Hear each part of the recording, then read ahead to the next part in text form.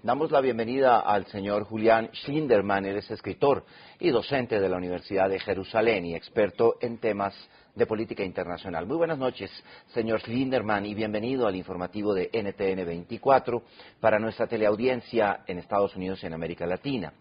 Quería preguntarle, la Casa Blanca aseguró hoy que el terrorista Osama Bin Laden no se encontraba armado en el instante en que las fuerzas de seguridad lo abatieron. El hecho de no estar armado significa algo desde el punto de vista del derecho internacional humanitario. Bueno, ante todo, buenas noches, es un placer reencontrarme con ustedes y con la audiencia.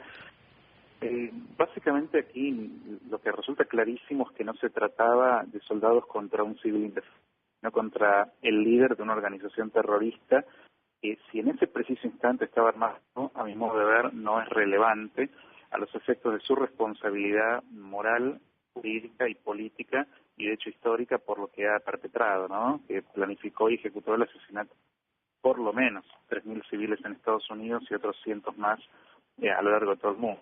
Creo que en este sentido lo que es importante también notar es que hubo un tiroteo que duró 40 minutos.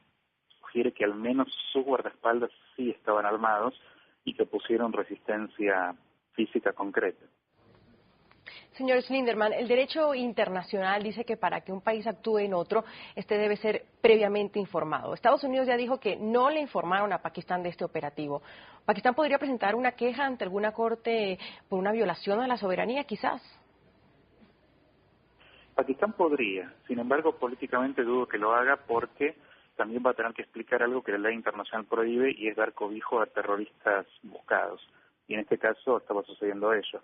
Pakistán puede alegar que no sabía que Osama Bin Laden se escondía ahí, pero este no es el punto. Y por otro lado, no creo que Pakistán esté interesada en confrontar a Estados Unidos y de defender su imagen globalmente, mientras que quedó expuesta como que Bin Laden estaba refugiado a 40 kilómetros de la capital, ¿no?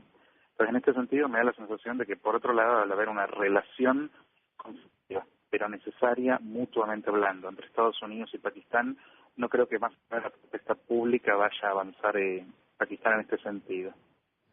Señor Schlinderman, se puede entender con esta explicación que había un acuerdo entre los dos gobiernos, pero que debido a los temas de inteligencia y a la gran duda que existía de que efectivamente Osama Bin Laden pudiera tener infiltrada la inteligencia y algunas partes del gobierno de Pakistán, había un acuerdo previo, tácito, de que Estados Unidos podía atacar sin tener que informar previamente o formalmente al gobierno pakistaní. Perdón, afgano. Es una hipótesis válida. Yo creo que aquí hay dos cuestiones, a mi modo de ver, que son muy factibles. Una, que Pakistán haya permitido, habiendo sido informada a Estados Unidos de actuar para evitar que, por ejemplo, su fuerza aérea vaya a atacar a este helicóptero, a este comando, tanto cuando ingresa como cuando sale del país, pero luego clama que no sabe nada. Estados Unidos dice que Pakistán no fue informado para evitar que Pakistán, el propio gobierno, esté expuesto a la ira de los islamistas que van a buscar una venganza. Por otra parte, también es perfectamente posible lo que usted ha señalado, y es sencillamente como las cúpulas del ejército y sobre todo el servicio de seguridad y inteligencia pakistaní están terriblemente influidas por elementos del Islam radical, con simpatías claras y lealtades hacia los grupos tribales extremistas.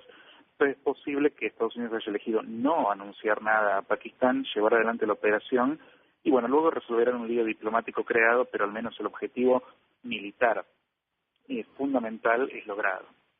Ahora, finalmente me gustaría preguntarle por el hombre que seguramente asumirá el mando de Al-Qaeda, Ayman al-Zawahiri. Con al-Zawahiri, ¿cómo queda Al-Qaeda? Bueno, la verdad es que este es un golpe absolutamente importante, tanto simbólico como operativo muy, muy concreto contra una organización que estaba siempre asociada a es decir, Osama Bin Laden.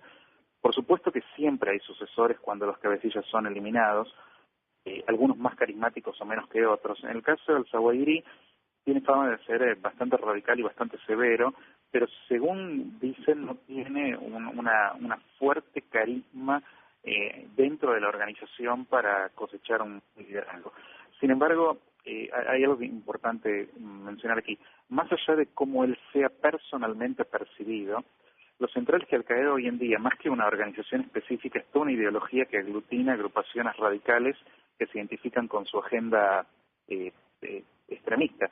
En consecuencia, más allá de él, hay muchísimos grupos que adhieren a la ideología, por ejemplo Hamas o Hezbollah, que tranquilamente pueden sencillamente llevar adelante el equivalente a una jihad, más allá de que él los represente directamente o carismáticamente o no. Pero por supuesto que el papel de un nuevo líder es importante, y en los primeros meses me imagino que al menos no va a poder competir con una figura mítica, inspiradora en esos círculos como Osama Bin Laden lo fue. Julián Schlinderman, escritor y experto en política internacional, muchísimas gracias por acompañarnos de nuevo y darnos sus explicaciones. Muy amable. Al contrario, un placer como siempre. Gracias.